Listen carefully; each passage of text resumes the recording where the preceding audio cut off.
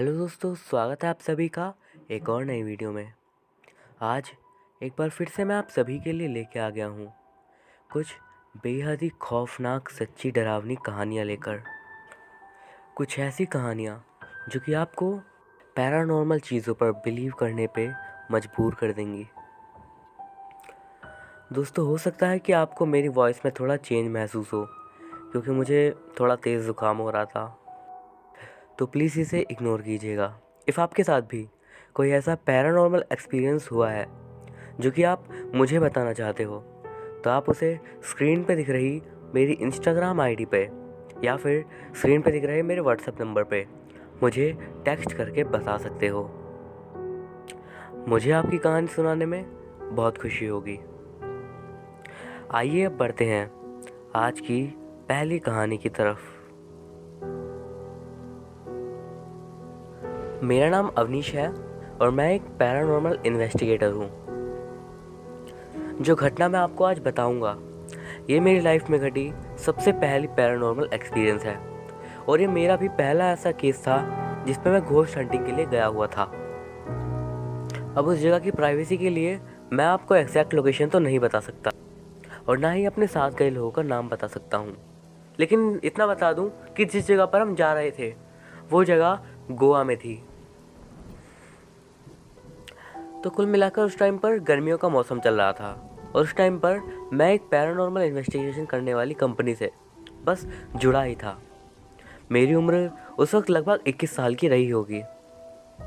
तो क्योंकि उस टाइम पर मैं काफ़ी नया था, इसीलिए वो लोग मुझे किसी ऐसे केस में नहीं भेजना चाहते थे जो कि काफ़ी ज़्यादा रिस्की हो। इसीलिए उन्होंने सबसे पहले मुझे मेरे साथ कुछ और लोगों को एक जगह पे जाने के लिए कहा। अब एक्चुअली उस जगह के बारे में आपको थोड़ा सा बताऊं, तो उस जगह पर काफ़ी सालों पहले वो जगह एक वॉर जोन थी, यानी कि वहाँ पे आज से कई सालों पहले ये राजा महाराजा लोगों की लड़ाइयाँ होती थी। जैसा कि हर किसी पैरानॉर्मल जगह पे होता है, इस जगह पर भी ऐसे कई सारी घटनाएं लोगों ने महसूस करी थी। और उसके बाद उसी के पास में एक ब्रिज भी था जिसको लोग सुसाइड ब्रिज कहते थे। उसके बारे में मैं आपको कहानी में आगे बताऊंगा। आपको बता दूं, जिस पैरानॉर्मल कंपनी में मैं ज्वाइन हुआ था, उसी कंपनी में मेरी कज़न सिस्टर भी पहले से ही वर्क करती थी। क्योंकि ये मेरा फर्स्ट केस था, इसीलिए मेरी कज़न सिस्टर भी मेरे साथ ही जाने वाली थी। अब हम लोगों का प्लान यही था कि जिस जगह पे वो एरिया स्टार्ट होता है, यानी कि वो वॉर जोन वाला एरिया, हम उसके बाहर में रात में तकरीबन 11:30 बजे के आसपास मिलने वाले थे।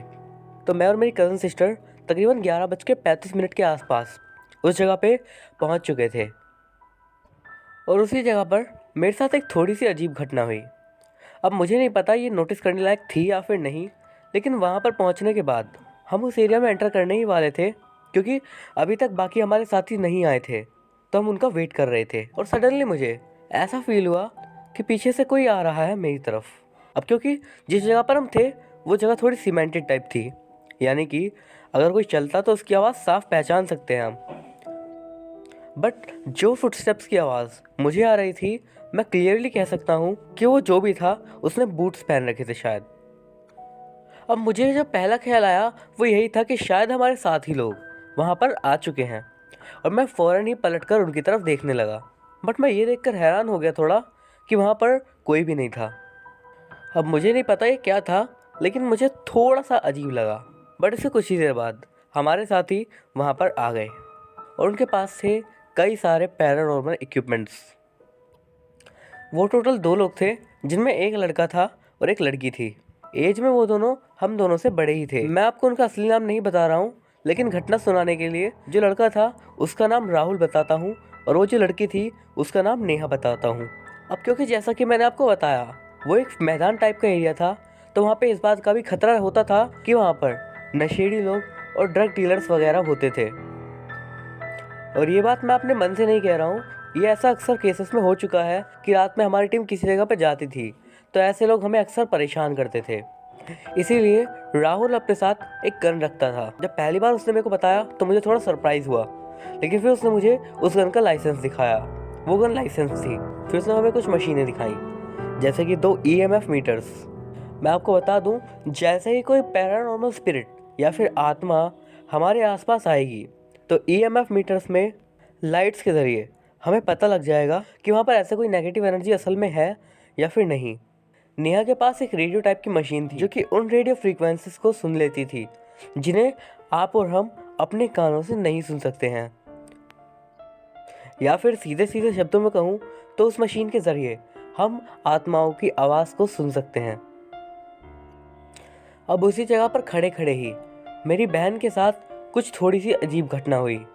दरअसल नेहा जब अपनी मशीन को ऑन करके हमें दिखा रही थी, उसी टाइम पर एक बहुत ही तेज़ फ्रीक्वेंसी उसने पकड़ी और उसने कहा कि हो सकता है कि हमारे आसपास कोई साया उस टाइम पर मौजूद है। अब बाकी हम तीनों को तो कुछ भी ऐसा फील नहीं हुआ, लेकिन मेरी जो बहन थी उसे किसी के हाथ का टच महसूस हुआ। उसने हमें बताया कि मतलब कोई ऐसा टच नहीं, बस हल्का सा किसी के छूने का एहसास, जो कि उसे उसके कंधे पर महसूस हुआ था। इसके बाद हम लोगों ने ज़्यादा टाइम वेस्ट करना सही नहीं समझा, क्योंकि ऑलरेडी रात के 12:15 बज चुके थे और इसीलिए हम अब उस ग्राउंड में एंटर कर चुके थे। उस पूरे ग्राउंड में हम लोगों ने तकरीबन 2 या 3 चक्कर मारे, लेकिन हमें कुछ भी ऐसा खास नहीं मिला जो कि मैं आपको बता सकूं। लेकिन इस पूरी पैरानॉर्मल इन्वेस्टिगेशन का सबसे जो डरावना सा पार्ट था वो था उस ब्रिज वाला पार्ट। पूरे ग्राउंड में देखने के बाद जब हमें कुछ खास नहीं मिला, उसके बाद हम उसी ब्रिज की तरफ चल दिए जिसको लोग सुसाइड ब्रिज कहते थे। अब हो सकता है उस ब्रिज का कोई नाम हो, लेकिन मुझे उसका ऑफिशियल नाम पता नहीं था, इसीलिए मैं उसे सुसाइड ब्रिज ही कहता हूँ। उस ब्रिज के बारे में राहुल ने थोड़ा सा बताया कि इस पे पहले भी किसी ने घोस्ट हंटिंग करी हुई है। अब जैसा कि कोई भी जगह हॉन्टेड होती है तो उसकी कोई ना कोई बैक स्टोरी तो ज़रूर ही होती है, और उस केस में हमें राहुल ने बताया कि उस जगह की बैक स्टोरी थोड़ी क्या थी, क्योंकि उसने इस जगह पे आने से पहले थोड़ी बहुत छानबीन करी थी। तो उसने बताया कि वो जो ब्रिज था वो एक सुसाइड हॉटस्पॉट था, यानी कि कई लोग उस जगह पर आकर आत्महत्या कर लेते थे। अब वहाँ पर टोटल कितने सुसाइड हुए हैं इसका तो एग्जैक्ट नंबर हमें नहीं पता, लेकिन हाँ, कुछ लोगों के मरने की खबर कई बार बहुत ही ज़्यादा वायरल हुई थी। जैसे कि उस ब्रिज पे सबसे पहला जो एक्सीडेंट जो कि लोगों को पता है वो तकरीबन 1950 के आसपास का था, जब शायद किसी छोटे ट्रक से टकराकर एक बच्चे और उसकी माँ की ऑन द स्पॉट डेथ हो गई थी। उसके बाद से ही कई लोगों ने पता नहीं क्यों उस जगह पर जाकर सुसाइड करना स्टार्ट कर दिया, और जो घटना सबसे हाल ही में घटी थी वो थी कुछ ही दिनों पहले की, जब एक आदमी अपनी कार को वहाँ पर लाके खड़ा कर दिया और उसके बाद उसने खुद को गोली मार दी। अब क्योंकि उस जगह पर उस आदमी ने हाल ही में सुसाइड किया था और उस ब्रिज पे भी कुछ काम चल रहा था, इसीलिए वो अभी पब्लिकली तो क्लोज था। यानी कि उस टाइम पर जब हम गए थे तो वहाँ पर हमारा जाना एक गलत काम था, लेकिन फिर भी हम उस जगह पर थे। अब राहुल ने हमें बताया मोस्टली ऐसे केसेस में ऐसा होता है कि वो लोग जो कि आत्महत्या कर लेते हैं वो मरने से पहले जैसा फील करते थे, जितना वो सैड हो जाते थे, उनकी वही भावना किसी न किसी बंदे को महसूस होती है और उसके ऊपर वो दर्द हावी होने लगता है, जिसके कारण वो भी ऐसे ही थॉट्स में खो जाता है। हम लोग अपनी कार से उतर के सिर्फ उस ब्रिज के पास गए ही थे कि तभी अचानक से जो ईएमएफ मीटर की लाइट्स थी वो एकदम तेज़ होकर जलने लगी। ऐसा ही तकरीबन आधे मिनट तक रहा और हम लोग इस बात को केवल ऑब्जर्व करते रहे। हम लोगों ने थर्मामीटर से उस जगह का टेम्परेचर भी नोटिस किया, जो कि उस टाइम पर तकरीबन 33 डिग्री सेल्सियस था। लेकिन यकीन मानिए, जब ईएमएफ मीटर की लाइट बंद हुई और हम लोग उस ब्रिज के पास पहुँचे तो उस जगह का टेम्परेचर तकरीबन 25 डिग्री हो गया। जगह पे जाते के साथ ही रेडिएशंस भी काफ़ी तगड़ी आने लगी। यहाँ तक कि मैंने अपनी बहन को थर्मल मीटर के साथ थोड़ा दूर जाने के लिए भी कहा, लेकिन जैसे ही वो थोड़ा दूर गई ब्रिज से तो उस जगह का टेम्परेचर वापस से तकरीबन 33-34 डिग्री के आसपास था। लेकिन एग्जैक्टली उस ब्रिज के पास टेम्परेचर 24-25 डिग्री ही था, यानी कि तकरीबन 10 डिग्री के आसपास की गिरावट। उस ब्रिज के नीचे बहुत टाइम पहले तो एक नदी थी, लेकिन फ़िलहाल वो सूखी हुई थी, इसीलिए हमें नीचे पानी की जगह सिर्फ और सिर्फ अंधेरा दिखाई दे रहा था। उस जगह पे जाने के बाद से ही अजीब सा मन मेरा होने लगा था। अब ये मेरा पहला केस था इसलिए, या फिर इसकी कोई और वजह थी, ये तो मुझे नहीं पता। कि उस जगह पे फ्रीक्वेंसी काफ़ी ज़्यादा थी, इसीलिए नेहा ने अपने उस स्टैटिक रेडियो को ऑन करके, जिसे कि ईवीपी मशीन भी कहते हैं, आत्माओं की आवाज़ें सुनने की कोशिश करी। मैं भी उस पूरे टाइम में उनके आसपास ही था। उनकी मशीन से ज़्यादातर टाइम तो खाली रेडियो की अजीब सी स्टैटिक साउंड ही आ रही थी, लेकिन उसके बाद जो एक इकलौती साउंड हमें वहाँ पे सुनाई दी, वो सच में बेहद ही ज़्यादा अजीब थी। मतलब क्योंकि वो एक रेडियो जैसे स्टैटिक साउंड थी, इसीलिए मेरे को एग्जैक्टली तो नहीं पता कि वो क्लियरली था या फिर नहीं, लेकिन हम लोगों ने एक हाय की आवाज़ सुनी और वो आवाज़ किसी छोटी बच्ची की लग रही थी। इसके बाद नेहा ने तुरंत ही कई सारे क्वेश्चंस पूछे, लेकिन उसके बाद से किसी भी क्वेश्चन का कोई आंसर नहीं आया। उस टाइम पर राहुल और मेरी बहन इससे थोड़ा दूर जाकर उस ब्रिज की फ़ोटो खींच रहे थे। अब वो जो कैमरा उनके पास था वो कोई नॉर्मल कैमरा नहीं था, बल्कि वो भी एक इक्विपमेंट था जो कि ऐसी रेडिएशन को कैच करने में एक्सपर्ट था जिन्हें कि हमारी आंखें नहीं देख पाती हैं। और कई बार ऐसा हुआ भी है कि उनमें हमने कई सारी आत्माओं की फ़ोटोज़ क्लिक कर दी हैं। इधर हम लोग अब भी इस रेडियो जैसी मशीन पे लगे हुए थे, लेकिन सच मानिए जो हमें आवाज़ सडनली सुनाई दी, उससे मेरे और नेहा के बिल्कुल होश उड़ गए। वहाँ पे बस हमें अचानक से किसी बूढ़े आदमी की ऐसी आवाज़ सुनाई दी, जाओ। वो आवाज़ बस मतलब एक बार ही सुनाई दी होगी, लेकिन वो इतनी मतलब ऐसे डरा देने वाली आवाज़ थी जिससे मैं अंदर तक कांप गया था। अब क्योंकि साउंड ज़्यादा क्लियर नहीं था, लेकिन फिर भी उसकी आवाज़ बहुत ही ज़्यादा दुखी लग रही थी। मतलब ऐसी कि वो शायद रो रहा था या फिर पता नहीं क्या। इधर ये सब चल ही रहा था कि तुरंत ही राहुल ने हमें ज़ोर से आवाज़ दी और वो हमारी तरफ भागते हुए आया। उसका कहना था कि उसने ब्रिज के पीछे वाली साइड पर एक आदमी और एक औरत को खड़ा हुआ देखा है, लेकिन जो हैरानी वाली बात थी वो ये कि उसने पहले तो उस बात को फिर भी एकदम इग्नोर करने की कोशिश करी, क्योंकि वो फ़ोटोज़ क्लिक कर रहा था। उसने उनकी तरफ भी करके एक बार फ़ोटो क्लिक करी, और जब उसने फ़ोटो में देखा तो उसने कहा कि फ़ोटो में वो दोनों में से कोई आया ही नहीं। अब ये बात सुनने में बहुत ही ज़्यादा अजीब लगती है, लेकिन सच में ऐसा होता है कि कई सारी स्पिरिट्स ऐसी होती हैं जो कि हमें कैमरे में दिखाई नहीं देती हैं, या फिर कई सारी स्पिरिट्स ऐसे भी होती हैं जो कि सिर्फ हमें कैमरे की फ़ोटो में ही दिखाई देती हैं और अपनी आंखों से दिखाई नहीं देती हैं। अब हम ये तो नहीं कह सकते थे कि हमें उस पर यकीन नहीं है, और नेहा को तो कन्फर्म था कि वो किसी न किसी की आत्मा ही थी जो कि इस जगह पे घूम रही है। राहुल कह रहा था कि अब उसे उस जगह पर सही नहीं लग रहा है और शायद उनकी इन्वेस्टिगेशन काफ़ी हो चुकी है। और सच में जैसे ही उसने हमसे ये बात कही, उसी समय पर हम सभी लोगों को एक साथ पैर में बड़ी ज़ोर से दर्द होने लगा। और वो दर्द मतलब बिल्कुल किसी झटके की तरह था, एक ऐसा झटका जो कि हम सभी लोगों को लगभग एक साथ ही लगा था, और हम सभी लोग उसी ब्रिज पर एक साइड में जाकर बैठ गए थे। उसी समय हमने अपनी मशीनों पर ध्यान दिया तो हमारी EMF मशीन एकदम से मानो बंद सी हो गई थी। मैंने ऐसा इसलिए ही कहा क्योंकि मेरे को जैसे ही पैर में दर्द महसूस हुआ, मैंने सबसे पूछा और सबका यही जवाब था कि उनके भी पैरों में दर्द हो रहा है। और तभी एक झटके के साथ ही मुझे कुछ ऐसा फील हुआ जो कि बिल्कुल भी यकीन करने लायक नहीं था। मेरी गर्दन पे मुझे अचानक से एकदम जलन सी महसूस होने लगी और ऐसा फील होने लगा जैसे कि मैं सांस ही नहीं ले पा रहा था। और मतलब मैं आपको वो फीलिंग बता भी नहीं सकता कि मैं क्या फील कर रहा था। मैं बस एक ही पल में बहुत ही ज़्यादा दुखी हो गया था और अजीब सा डर मेरे अंदर आ चुका था। ऐसी एंग्जाइटी जिससे मैं ऊपर उठ ही नहीं पा रहा था और मुझे अचानक से रोना आ गया। बाकी लोग समझ चुके थे कि मेरे साथ कुछ ना कुछ तो बहुत ज़्यादा गड़बड़ है।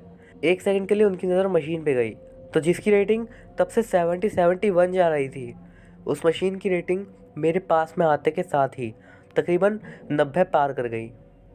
डेफिनेटली मेरे पास एक स्पिरिट थी उस टाइम पर। ये जो सब मैंने आपको अभी तक बताया, ये सब तो मैं ही फील कर रहा था और मेरी आंखों से केवल आंसू गिर रहे थे। और तभी मेरी बहन की नज़र मेरे पे पड़ी और उसने देखा कि मेरे शरीर पे बहुत ज़्यादा पसीने आ रहे थे। फ़ौरन उन लोगों ने मशीनों को साइड में रखा, लेकिन मुझे ना जाने क्या हो गया और मैं धीरे धीरे करके ब्रिज के दूसरे किनारे की तरफ जाने लगा। मेरी बहन और बाकी सब भाग चुके थे कि कुछ ना कुछ बहुत ज़्यादा गड़बड़ है और फ़ौरन जाकर उन्होंने मुझे पकड़ लिया। लेकिन जैसे ही उसने मेरे को हाथ से पकड़ा, उसकी भी मानो सांस एकदम से रुक सी गई और उसने कहा कि उसे सांस लेने में दिक्कत हो रही है। और ऐसा ही राहुल के साथ भी हुआ।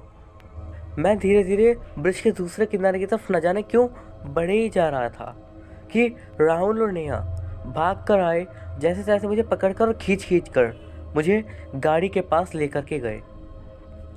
और तब तक उन लोगों ने मुझे पकड़ के ही रखा जब तक मैं थोड़ा नॉर्मल फील नहीं करने लगा।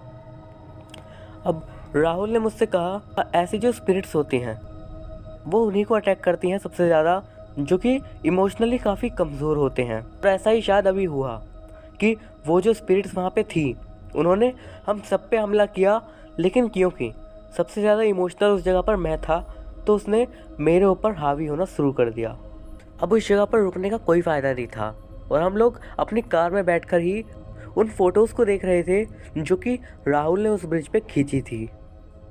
और यकीन मानिए, उन फ़ोटो में से एक फ़ोटो को देखकर हम सभी लोगों की हालत ख़राब हो गई। हमने उस फ़ोटो में देखा उस ब्रिज के नीचे वाले एरिया की फ़ोटो खींची है जहाँ पे नदी हुआ करती थी जो कि सूख गई है और वहाँ पर उस टाइम पर हमें सिर्फ अंधेरा ही दिखाई दे रहा था।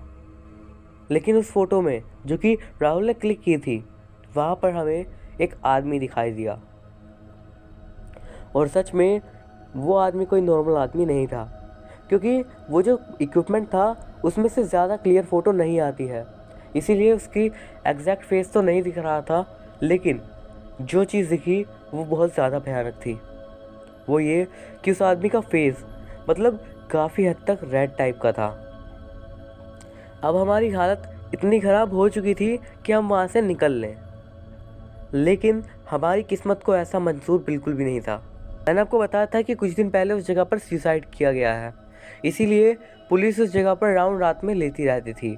और रात के तकरीबन 2 बजे जब हम वहाँ से निकलना चाहते थे तभी वहाँ पर पुलिस वाले एक राउंड लेने के लिए आए और उन्होंने हमें उस जगह पर पकड़ लिया। अगर हम कोई ऐरे गहरे होते तो पुलिस वाले हमें नहीं छोड़ते, लेकिन हम क्योंकि एक रजिस्टर्ड कंपनी के तहत काम कर रहे थे इसीलिए उन्होंने हमें छोड़ दिया। लेकिन अचानक से राहुल के पास गन देखकर उन्हें उस पर शक हो गया, लेकिन फिर राहुल ने अपनी गन का लाइसेंस दिखाया और तब जाकर वो थोड़ा शांत हुए। अब क्योंकि वो पुलिस वाले भी थोड़े शांत स्वभाव के थे इसीलिए उन्होंने हमें वहाँ से जाने दिया और ये कहा कि ऐसी जगह पर आपको नहीं आना चाहिए, क्योंकि एक तो वो क्राइम सीन था और उस जगह पर ऐसी घटनाएं होती रहती थी जिनके बारे में मैंने आपको अभी अभी बताया। इसके बाद हम लोग अपनी कार में बैठे और वापस से अपने घर की तरफ जाने लगे। अब रास्ते में जाते जाते मैंने उन सबको बताया कि मैंने क्या क्या फील किया था। इस पर राहुल ने मुझसे बस इतना ही कहा कि हमारा प्रोफेशन ही कुछ इस तरीके का है जिसमें ऐसी घटनाएं अक्सर होती रहती हैं और हमारी जान को भी खतरा हो सकता है, लेकिन इसके ऊपर ये पूरा फैसला तुम्हारा होगा कि तुम्हें इस प्रोफेशन में आगे बढ़ना है या फिर नहीं। मैंने कहा हाँ, मुझे इसी प्रोफेशन में आगे जाना है। लेकिन इसके बाद जो एक सवाल मेरे दिमाग में तब से घूमे जा रहा था वो ये था कि मैंने जैसा कि आपको बताया कि सबसे पहले मुझे जो फीलिंग हुई वो ये कि मेरी गर्दन जैसे जल रही हो और मुझे सांस नहीं आ रही थी। मतलब ऐसा नॉर्मली तब होता है ना जब कोई रस्सी लगाकर कोई खुद को फांसी लगाता है। अब मुझे नहीं पता, लेकिन ये थॉट मेरे दिमाग में बस अचानक से ही आया और इसीलिए मैंने आपके साथ इसे शेयर भी कर दिया। फिलहाल मुझे पैरानॉर्मल रिसर्चर बने हुए तकरीबन 6 साल हो चुके हैं और मेरे साथ ऐसे कई सारे एक्सपीरियंस हो चुके हैं जो कि मैं आपको शेयर करूंगा, लेकिन एक साथ नहीं बल्कि धीरे धीरे। होप आपको मेरे साथ एक घटी हुई घटना पसंद आई होगी। तो दोस्तों, ये तो थी हमारी आज की पहली कहानी। अब बढ़ते हैं हम आज की अपनी अगली कहानी की तरफ। अब क्योंकि मैं आज 23 दिसंबर को ये स्टोरी रिकॉर्ड कर रहा हूँ और 2 दिन बाद क्रिसमस है, इसीलिए मैंने सोचा कि क्यों ना आपको एक क्रिसमस स्पिरिट से रिलेटेड स्टोरी सुनाई जाए। आपको बता दूँ, क्रिसमस स्पिरिट वो अच्छी आत्माएं मानी जाती हैं जो कि लोगों की मदद करती हैं ताकि उनके क्रिसमस का त्यौहार काफ़ी अच्छे से बीत जाए। ये कहानी वेस्टर्न कंट्रीज़ में काफ़ी ज़्यादा पॉपुलर है, जिसे लोग क्रिसमस स्पिरिट के नाम से जानते हैं। आइए मैं आपको ये कहानी सुनाता हूँ। ये स्टोरी इंटरनेट पे एक यूज़र ने पोस्ट करी थी और मैं आपको आगे की घटना उसी के पॉइंट ऑफ व्यू से बताऊँगा। मेरी माँ वैसे भूत प्रेत आत्माओं इन सब चीज़ों पे विश्वास नहीं करती थी, लेकिन उन्होंने ये कभी नहीं कहा था कि ये हो ही नहीं सकते। उनका मानना ये था कि अगर उनके सामने कभी ऐसी कोई घटना होती है तो वो मानने से इनकार नहीं करेंगी। लेकिन एक घटना ऐसी हुई जिसने अंतर तक उन्हें ये बात मानने पे मजबूर कर दिया, लेकिन किसी डर की वजह से नहीं बल्कि एक अच्छे कारण से। दरअसल बात आज की नहीं, तकरीबन 1980 के आसपास की है। क्रिसमस ईव थी। दरअसल उस टाइम पर हमारी आर्थिक स्थिति काफ़ी ज़्यादा ख़राब थी। उस टाइम पर हमें खाने को खाना मिल रहा था, यही काफ़ी बड़ी बात थी। मेरे पापा उस दिन भी काम पर गए हुए थे और मम्मी इंतज़ार कर रही थी कि जल्दी से पापा आए और वो घर का कुछ ज़रूरी सामान लेने के लिए बाहर जाए। रात के 8 बज गए थे, लेकिन पापा अभी तक नहीं आए थे और तभी पड़ोस वाली आंटी आई और उन्होंने बताया कि पापा आज लेट आएंगे। दरअसल बात ये थी कि हमारे घर में टेलीफोन नहीं था और उनके घर में था, इसीलिए पापा ने उनको ही कॉल करके बताया था और उनसे ये भी कहा था कि मेरी मम्मी अकेले ही मार्केट से जाकर सामान ले आए। अब क्योंकि क्रिसमस का दिन था और तकरीबन 8:30 बज चुके थे और ठंड बहुत ही ज़्यादा बढ़ गई थी। ज़्यादातर दुकानें बंद हो गई थी और रोड बिल्कुल एकदम थोड़ा सुनसान सा हो चुका था। मेरी मम्मी उस सर्द रात में मार्केट की तरफ बढ़े जा रही थी। आपको बता दूं कि हमारे घर में हम 3 भाई बहन हैं और ये बात मैंने आपको क्यों बताई ये आपको अभी पता लग जाएगा। मेरी मम्मी रोड पर चले ही जा रही थी कि अचानक से उनकी नज़र नीचे ज़मीन पर पड़ी। उन्होंने देखा कि ज़मीन पर 100 रुपए के कई सारे नोट पड़े थे। उन्होंने आसपास देखा और ये सोचा कि ये शायद किसी के गिर गए हैं। उन्होंने वो पैसे उठाए और ये सोचने लगी कि अगर उसका मालिक अभी आसपास हो तो वो उन पैसों को लौटा देंगी। वैसे सच बताऊं तो उनका एक मन तो ये भी था कि वो उन पैसों को जल्दी से रख लें और घर आ जाएं, लेकिन उनकी ईमानदारी ने उनको ऐसा करने से रोक लिया और वो इधर उधर देखने लगी कि क्या वहाँ पर कोई है या फिर नहीं। वो इधर उधर देख ही रही थी कि तभी उनकी नज़र गई राइट साइड पर एक गली में। वहाँ पर उन्होंने देखा कि एक आदमी खड़ा था जिसने अपना फेस दूसरी तरफ किया हुआ था। मेरी मम्मी ने उनकी तरफ एक कदम बढ़ाते हुए उनसे पूछा, ज़रा सुनिए, क्या आपका कुछ सामान गिर गया है? इस पे उस आदमी ने बिना पीछे देखे ही कहा, हाँ मेरे कुछ पैसे गिर गए हैं और मैं उन्हें ढूंढ रहा हूँ। इस पर मेरी मम्मी का जवाब था कि शायद आपके पैसे मुझे मिल गए हैं, ये लीजिए। वो आदमी मतलब जो कि अब तक दूसरी तरफ देख रहा था, वो अचानक से उनकी तरफ पलटा और उसने एक स्माइल दी। मेरी मम्मी बताती हैं कि उसकी वो स्माइल बहुत ही ज़्यादा अच्छी लग रही थी और उस आदमी का जवाब सिर्फ इतना था, ये पैसे आपके लिए हैं, इन्हें अपने पास रखिए और अपने 3 बच्चों का ध्यान रखिए।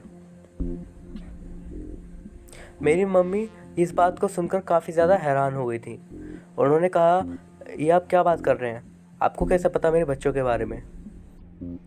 उस आदमी ने कुछ भी जवाब नहीं दिया और वापस मुड़कर धीरे से बस इतना कहा, शुक्रिया, मैरी क्रिसमस। और वो आदमी धीरे धीरे आगे की ओर बढ़ने लगा। मम्मी को पीछे से किसी गाड़ी के हॉर्न मारने की आवाज़ आई और जैसे ही वो पीछे मुड़ के देखी तो वहाँ पे कोई गाड़ी नहीं थी। लेकिन फिर से जैसे ही उन्होंने आगे की तरफ उस आदमी की तरफ देखा तो वहाँ पर कोई भी नहीं था।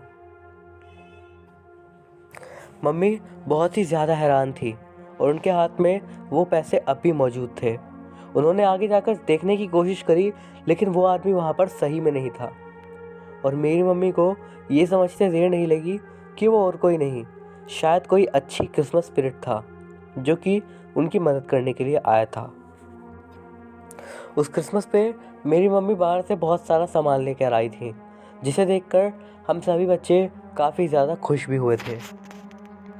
काफ़ी देर बाद पापा भी आ गए और उन्होंने बताया कि वो लेट इसीलिए हुए क्योंकि उन्हें एक्स्ट्रा काम मिल गया था, जिसके लिए उन्हें एक्स्ट्रा पैसे भी मिलते, और इसीलिए वो लेट रुके।